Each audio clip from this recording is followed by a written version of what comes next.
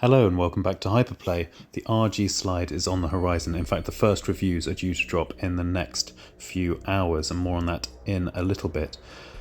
And it has a price problem. Rather, Anbernic have a price problem. In recent years, they've been going from budget, from mid-tier devices, like the XX line of devices, into the sub $200 market, and now they have gone above the $200 market because the RG557 costs about $250, and that is very much Retroid territory. Now, why is this a problem, you may ask? It is a problem because the RG Slide houses the Unisoc T820 processor and 8 gigs of RAM, which is the same as the RG556's chipset, and that comes in at $180 on the Anbernic website, so we can't reasonably expect the RG Slide to come in any less than $180.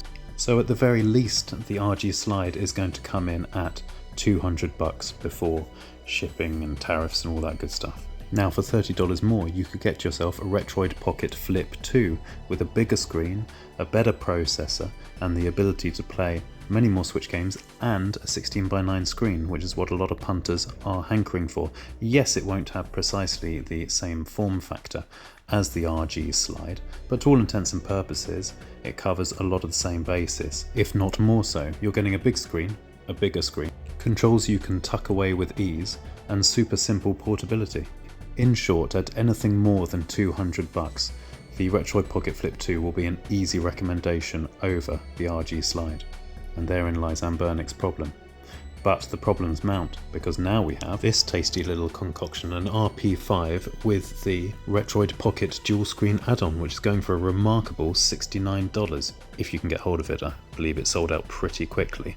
But new stock will come in, and that gives you the dual screen form factor that a lot of prospective RG Slide purchasers are crying out for. They want to be able to play dual screen slide action. And yes, it won't be a slide. When paired with the RP5, it'll be much more of a flip type design. But there you're getting two amazing screens, both 5.5 inches, and the top one will fold over the bottom one and protect it in the same way that the clamshell factor will, and similar to the RG Slide's ability to slide away neatly. Of course, the RP5 dual screen combination will be quite a bit more bulky, but then you do get those two glorious screens on one device. Not to mention that you can pair the Retroid dual screen add-on with even the Retroid Pocket 4. So you start to see that Anbernic's problems are mounting. They're between a rock and a hard place, but Hyperplay man, you may say, the Retroid Pocket 5 is $219. This extra screen is $69. I mean, you're knocking on nearly $300 by the time you've bought those two together. But what if we let you into a little secret? What if you went onto the Retroid website and typed in, no, not regurgitated, how do you spell it again? Not returned, no, we don't want a returned console, we don't want a regurgitated console, we want a, that's it, refurbished console. Refurbished. Go into the search function on the Retroid, GoRetroid.com website, type in refurbished, and look at the beauty. Sold out at the moment, but you can pick up a super cheap Retroid Pocket 5 for $156 or a Retroid Pocket Flip 2 for $145. Now, we have done this. We are waiting for it to be delivered. It is taking a long time. We will update you as soon as we know. But on the basis that you can pick up a Retroid Pocket 5 for $156 plus the dual screen add-on for $70, let's say, then you're looking at $226, around $230. And that could well be the price that the RG Slide comes out for.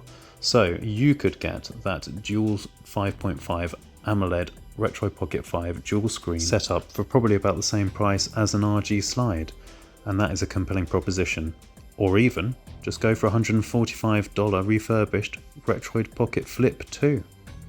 So you see, in so many ways, Retroid have blown the RG Slide out of the water. But wait, if only there was something Anbernic could do to make the RG Slide a compelling proposition at around the $250 price point. What about chucking in a cellular modem antenna and a SIM card slot? That would work, wouldn't it? Yes, it would, and according to AI, it's not that hard to do. That's what we think, and now it's your turn. Do you think we're right about Anbernic's console cost conundrum? Please let us know in the comments below. As you can tell from this video, we do read all of the comments on our videos and all the other videos too. And if you could please take a millisecond to tap that like button and maybe even go the whole hog and subscribe to us, we'd be eternally grateful. You won't regret it. And all that remains to be said is happy handheld gaming. Vertical, horizontal, on the slide, or dual wielding. Take care out there. Goodbye.